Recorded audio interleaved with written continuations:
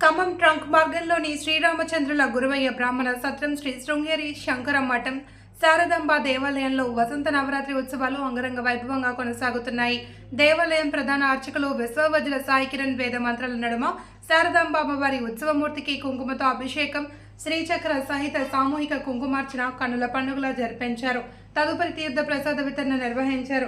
ఈ సందర్భంగా దేవాలయం ధర్మాధికారి ట్రస్ట్ అధ్యక్షులు ఆమనగంటి వెంకటరమణ మాట్లాడారు. భక్తులు అధిక సంఖ్యలో పాల్గొని అమ్మవారి కృపకు పాత్రలు అవుతున్నారని తెలిపారు.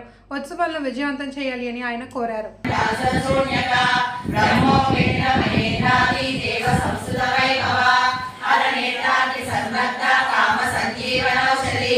శ్రీమద్భాగవత